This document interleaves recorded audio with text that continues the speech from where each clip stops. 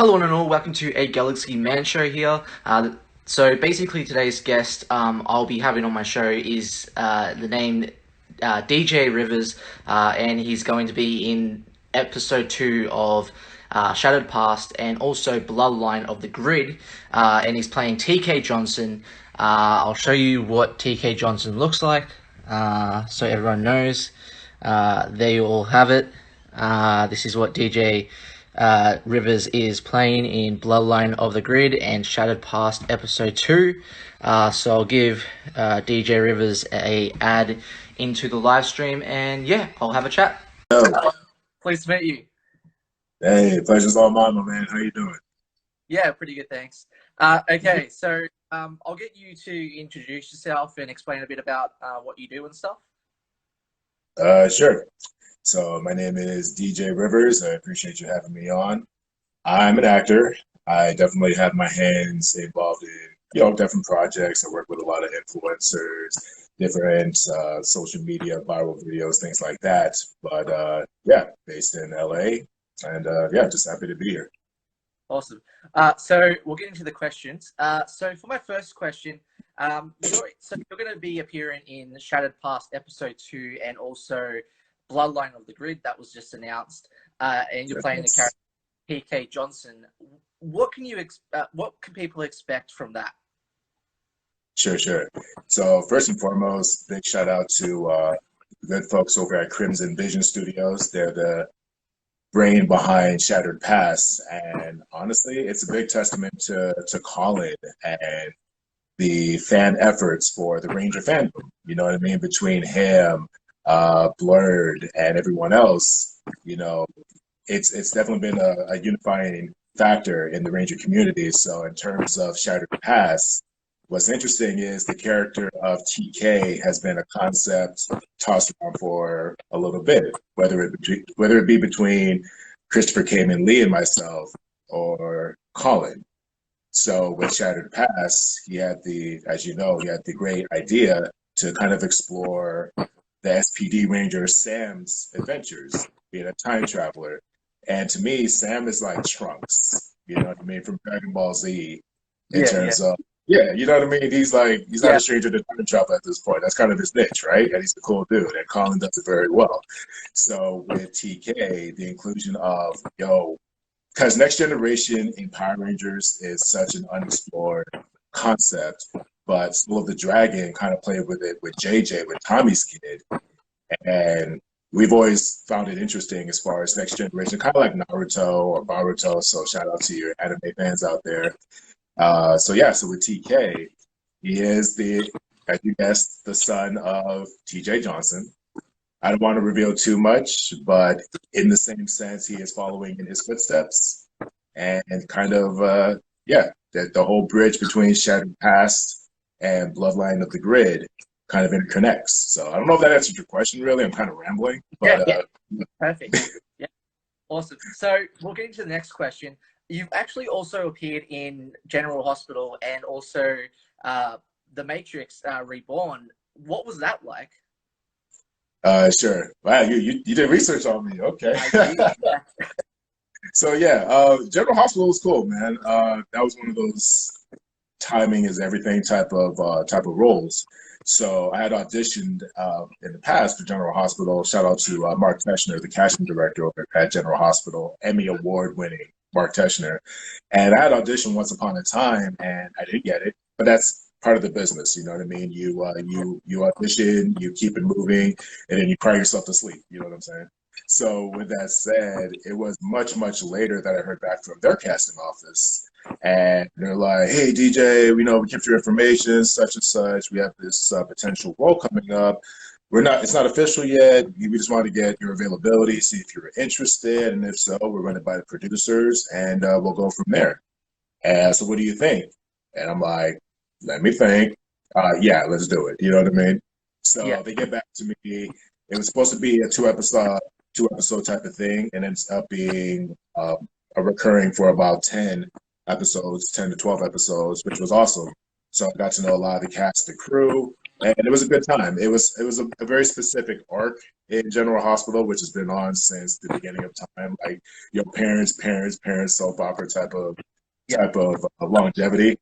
But yeah, it was a lot of fun in that sense. And then the Matrix Reborn. So that's what I'm talking about earlier in terms of, I have relationships with a lot of social media kids, and they are hustlers, they're grinders, just to name a few. So the Matrix Reborn is the sensation King Vader's brainchild. And so I've done a lot of projects with him, Pierre Steps, Irving Comedy, just to name a few. And King Vader is probably one of the hardest working kids I know in the industry. And he's super duper young. For his age and for his resume, he's only going up. So when he had approached me with The Matrix Reborn, for those who don't know, the original Matrix was supposed to star Smith. So it's that entire what could have been if Lawrence Fishburne was still Morpheus, but Will Smith was Neo. So it's that Yeah. unexplored territory. So he approaches me. I'm sure being a bald black man helps a little bit in terms of the casting. You know what I mean? So he Yeah. approaches me in terms of, hey, dude, I have this concept. I'd love for you to be Morpheus. Let's talk about it. And as we kept collaborating, we worked really, really close together in terms of concept and execution and casting. And so that was a lot of fun too. Vader has a very specific brand. I think he knocked it out the park, and don't be surprised if you see more in the future. So once again, I'm Well, just rambling. Take it away. nice. No, you're fine. So for my next question, uh, Sure. what Ranger teams from previous seasons would you want on your team if you could have previous Rangers on your team? Man, I'm not caught off guard often, man. I'm not gonna lie. That caught me off guard because it's one of those like pick your favorite kid. Like, I don't know. There's so many. Oh man, what Ranger? I mean, I grew up with the classic. I hate to be that guy too. I hate to be like, yo, I grew up with Mighty Morphin, but it's true. Yeah. I'll tell you what. I'll purposely avoid Mighty Morphin, even though I have like hard favorites in Mighty Morphin. If I could pick Ranger powers on my team, I was a big fan of RPM, to be honest with you. I Nice. really like the character Dylan a lot. But then again, I love those Wolverine types. You know what I'm saying? So I've always loved the Wolverine types. I thought Dino Thunder was an awesome season just because of some of the power ups and the super Dino mode. And then you get into the later seasons where you kind of have like the battleizer for every team, like the Megazord cockpit battleizers. I think Dino Charge and Dino Supercharge was like the Saban new era in terms of having a power up upon a power up and then stacking up the power ups. You know what I'm Yeah. saying? So I would say if I had to have Ranger powers on the season, I would say Zeo, just because Nice. I think Zeo had one of the best storylines to introduce that power. You know what I mean? That's when they still Yeah. cared in terms of introducing, like back in Mighty Morphin, like the Zeo crystal was under this cave and it's surrounded by evil and da da da da da. And like they set up that arc so well where you wanted to explore the Zeo crystals. You wanted to see where it went. And then lo and behold, it became the Zeo Rangers. You know what I mean? And they set it up to where the powers get stronger and stronger as it goes on, and then you get the Gold Rangers introduction, which is technically the same signature as the Zeo Rangers. But I think Zeo is one of the dopest powers and Oh yeah. aesthetics. It has the whole like hieroglyphics, kind of like even though it's not officially Egyptian, it kind of has like an Egyptian kind of theme with the Yeah. pyramids and Griffith, all the stuff, right? And the Sphinx and all that. So I think Zeo is pretty cool. And then by the time they get to Turbo, they didn't even care. They're just like, hey, have some turbo powers, cars. And like, okay, we don't care how we got the powers, we just got the The turbo. cars. Yeah. So I'd say, okay, so how about this? I say Zeo, Yeah. let's do Dino Thunder, Nice. and then let's do RPM. Let's go with that. To give you some news, by the way, you mentioned Dylan before. I actually know the actor of Dylan in person, Shut David up. Wynn. I do. I've actually interviewed him numerous times, and I can Yeah. definitely, yeah, I can definitely if you want, I can definitely give you a shout out to him for you. I would love Yeah, that. You can let him know he's probably one of my top favorite Rangers of all time. I, I just love I his definitely, character. you know, yeah, Sure. awesome. I Okay, appreciate you, so man. Thank you. Thank you so much. yeah, absolutely. Yeah. So for my next question, why should people get invested into Shattered Past and Bloodline of the Grid, in your opinion? Honestly, not even being biased about it. Realistically, I was a fan of Shattered Past even before I was asked to be on it because I've known Colin for a second now, and I think his contribution to the Ranger community has been phenomenal. You know what I mean? It is exciting. These what if storylines and the expansion of the universe and the lore is what it's about. I think that's what kind of there's casual fans and then there's fans who really follow Power Rangers, and it has been kind of fun world building and space building and universe and galaxy building between the fan films. Boom Studios has been amazing in terms of fleshing out the details, you know what I mean? And I think that's been missing link and component in terms of getting people excited for Rangers and Power Rangers, where yes, it is spandex, yes, it is rubber suits, but it is that extra storyline soap opera element that makes you want to keep investing and see where each relationship goes. Like Draken was a brilliant move because it kind of reinvented and rewrote the entire the legend of Power Rangers. You know what I mean? So with Shattered Past, to me, sorry, that's my phone. So to me, Shattered Past is just in that same energy where you get to flesh out because Sam was such a as cool as that character was in SPD, it was hard to get attached because he was a floaty light bulb. He was the low Yeah, special effects, wasn't really seen in human form. And to me, Colin going, you know what? Let's get people. Dang it, phone, stop it. Okay. Okay. So to me, and his team was brilliant in terms of exploring that element and that component. You know what I mean? So why they should get invested is because it really could work in the lore of Power Rangers. It really can fit timeline wise in Power Rangers. And in terms of Bloodline, did you ask about Bloodline too, or just Shattered Past? yeah, if you can go Bloodline too, yeah, Okay, so with Bloodline, same kind of thing, and that's the thing. It is like we're fans of the show. We're professionals, but we're also fans. You know what I mean? And we have to separate fans from professional, and also professional from fans. So we have all the mindsets involved to kind of make these projects happen. Where yes, we would like to see this, but also what makes sense. You know what I mean? And I feel like yeah, that is the same spirit that Boom Studios does. I feel like they haven't played it safe. They definitely have oft Rangers on panels and in comic books where death is so taboo in the Ranger shows. Because again, at the end of the day, part of the reasons why we love Power Rangers, at least back in the day compared to now, it was cheese and it is cheese. It is let's destroy them, Power Rangers. Yeah, posing. We're doing a lot more than we have to. Yeah, but it also was that cheese and yo, we could be friends and we could. Dude, I remember Tommy and Jason and Zach. They were running around in bandanas. You know what I mean? They look kind of yeah, thuggish, but they were so cool kids, and they would try to help the little guy. So yeah, you don't have to be the traditional quote unquote nerd, but also there's nothing wrong with being the quote unquote traditional nerd. We're all the same, and you can yeah, still be cool, do the right thing, have your morals and values, and at the same time pose when you talk because you got to emphasize each action and then add a sound effect and sell toys. So I think it is that same spirit. I think it totally adds to the lore of things, and yeah, I'm just excited that like the Ranger community and the fan effort has been contributing and getting people excited. awesome. Well, for my next question, what other franchise would you want to be in, like TV wise or movie wise?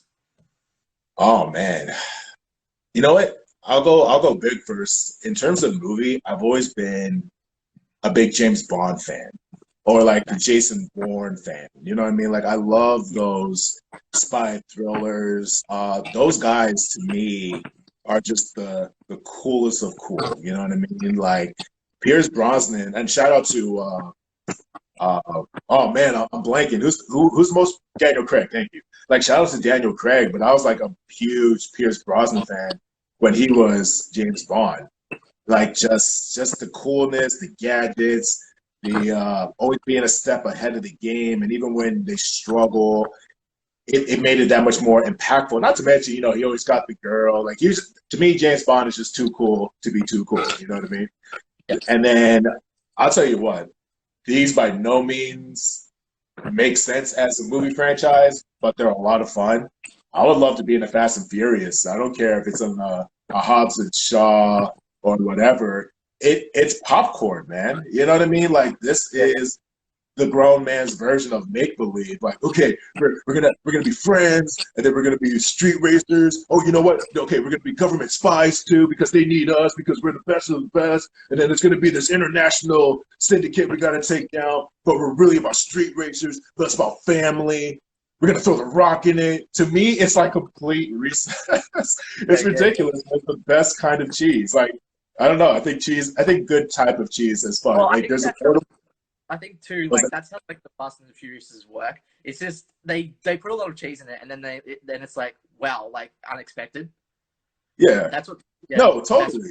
But here's the thing: there's cheese, and don't get me wrong, like it's still cringe. It's 100% still cringe, but it's good cheese when you're able to just check out and just have fun. Like at the end of the day, you could argue back and forth. Like Transformers was that. And it's always going to look cool. Don't get me wrong. Like I'll always watch the Transformers, even if it's for me to like walk out of Transformers and be like, I don't know what I just watched. You know what I mean? But Transformers was also just like, okay, if I don't think about it too hard, it's cool. But where I feel like Fast and Furious still succeeds is there is a certain amount of believability to the characters. Like if you love the characters, you care about what happens to them. It doesn't matter how over the top it is. You want to see what happens to them. And that's one thing I think they do very well, which is why, oh, don't get me wrong, I'm not comparing Fast and Furious to Marvel by any means. Oh, I would love to be in a Marvel franchise, period. Like, I would love to be in a Marvel movie because they got it. They figured out the formula and it works. 120% it works. Marvel is killing the game, not just because of their characters, but because of their execution. You know what I mean?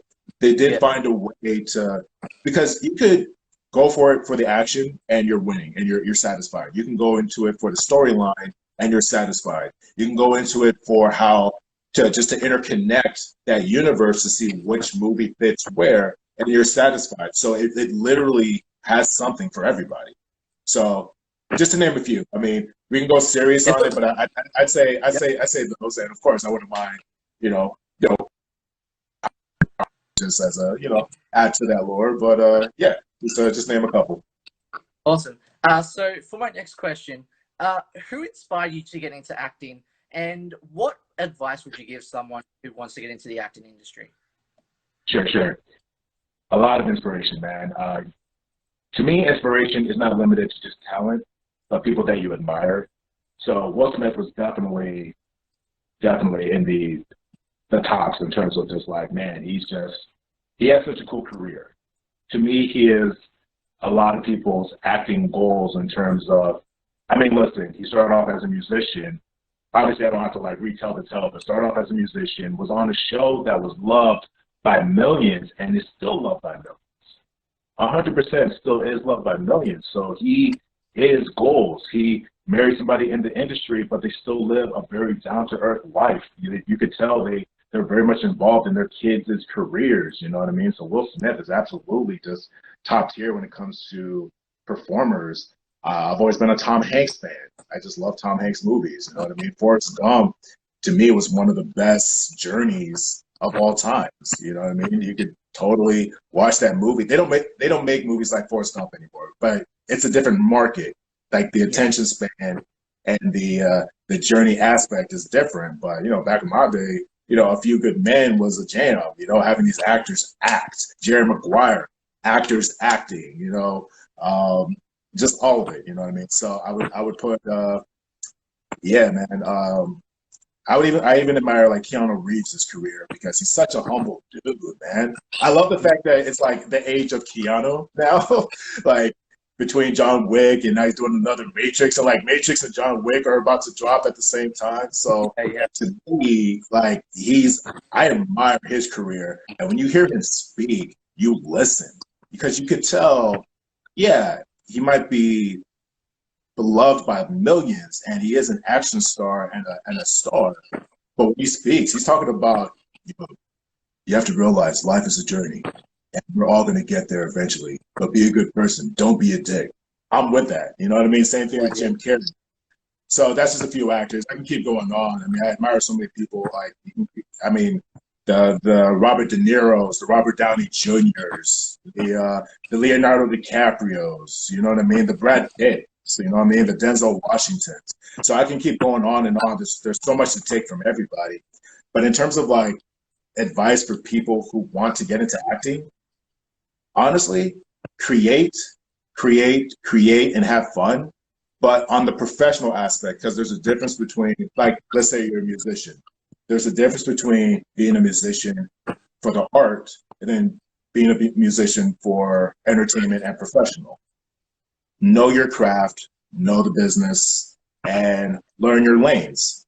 I mean, as good and bad as the sentence is, if everybody could do something, they would. And that's not always up to you. Sometimes it is timing. A lot of it is consistency because opportunities are as available as you are. And sometimes it is right place, right time. And just because you don't get roles doesn't mean you're doing anything wrong. That just means that they went with somebody else. And you never know what other people want. So a couple of things. Do your homework. And if you're serious about doing it as a profession in the business, look at your agents, your managers, create your demo reels, create your headshots, create your look and your brand, and know what you do well. Do it well, like know how to act, be able to read a script, and also be able to perform it. A lot of times people feel like they're able to mimic something on TV and they feel like that makes them an actor. And that's kind of true. But at the same time, can you read this script right now and not fumble over your words and get through it? I give a lot of credit to your primetime videos because, like, you know, like your primetime TV, like your NCISLAs, your Law and Order, because they're very dialogue heavy. I mean, yeah, they're kind of like a formula in terms of we got our suspect. Yeah, we need to chase them down here, but who's going to do this and blah, blah, blah, blah, blah. But if you ever try to do some of those lines, they're actually not easy. So being able to imitate and make believe is fine, but know your craft, be able to do your script, be able to perform. And then the rest of it is homework, research, have fun, make sure it stays fun for you, and, you know, go for it. Awesome. And so lastly, for my last question, what are the positives and negatives into the acting industry, and how do you get over those negatives? So let's go over the negatives first because I'd rather end up on a positive. So The negatives for the industry is it's very validating or not validating for best and for worse, because a lot of times we are going off of approval and whether or not we get the job, and we it's very easy to compare your success with other people's successes or what you're doing compared to somebody else. Like, oh, they got a role on this, they're performing with this, they're working with such and such. Why did they get that part? What am I doing wrong? So I feel like that part of acting, especially in the business, can be very, you know, emasculating. It can be very, it can drain on your self-esteem. So I think that's probably one of the biggest. So your mental conditioning, your confidence, your drive will be put to the test when it comes to acting for sure. So to me, I would say that's probably the most negative part of it because it's not easy. And as much as, again, I said earlier, sometimes it is a timing thing and other times it is a talent thing. Other times it's just this project just wants what they want. So it's very self-analytical, right? But the positives is when you are able to create and it feels good and that excitement where you can't even go to sleep because you just want to get to the next project and the next thing and you want to see it happen. And when you see that happen, seeing it all the way through and then working with other like-minded individuals, And you know what I mean? Like, there's no better feeling than seeing something like, dude, you love Power Rangers. Yeah. You love what you love, and when that excites you, there's no better feeling than just like, oh man, that was so cool.